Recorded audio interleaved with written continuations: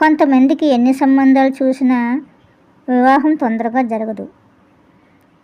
చాలా సంబంధాలు చూసి చూసి విసిగిపోతూ ఉంటారు. అలా సంబంధాలు చూసి విసిగిపోయి పెళ్ళి జరగకుండా ఉండే వాళ్ళకి చిన్న రెమెడీ చెప్తాను. ఈ రెమెడీ చేస్తే మ్యాజిక్ లాగా పనిచేస్తుంది. ఆ రెమెడీ ఏంటో ఈ వీడియోలో చూద్దాం.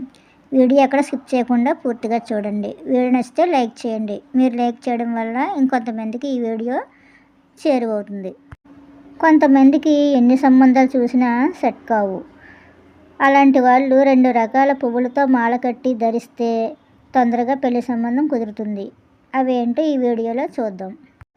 సాధారణంగా పెళ్ళిళ్ళు కుదరకపోవడానికి కారణం కట్నాల గురించి, లేదంటే జాతకాలు కుదరకపోవడం వల్ల, లేదంటే అబ్బాయి అమ్మాయి నచ్చకపోవడం వల్ల, ఇలాంటి విషయాల్లో పెళ్ళి అనేది ఆలస్యమవుతూ ఉంటుంది. ఇంకొంతమందికి కుజదోషాలు, నాగదోషాలు ఉంటాయి. కుజదోషం ఉన్నవాళ్ళు వాటికి తగ్గ పరిహారాలు చేయించుకోవాలి. కుజదోషం ఉన్నవాళ్ళు కుజదోషం ఉన్న వాళ్ళనే వివాహం చేసుకోవాలి. అప్పుడైతేనే వాళ్ళ లైఫ్ బాగుంటుంది. అలాగే నాగదోషం ఉన్నవాళ్ళు 11 వారాలు కానీ 9 వారాలు కానీ సుబ్రహ్మణ్యేశ్వర స్వామికి అభిషేకం చేసుకోవాలి. ఇలా అయితే నాగదోషాలు తగ్గుతాయి. ఇవన్నీ చేశాక కూడా పెళ్లి సంబంధాలు కుదరకపోతే నేను చెప్పే ఈ చిన్న రెమెడీని పాటించండి. తప్పకుండా మీకు పెళ్లి సంబంధం కుదురుతుంది.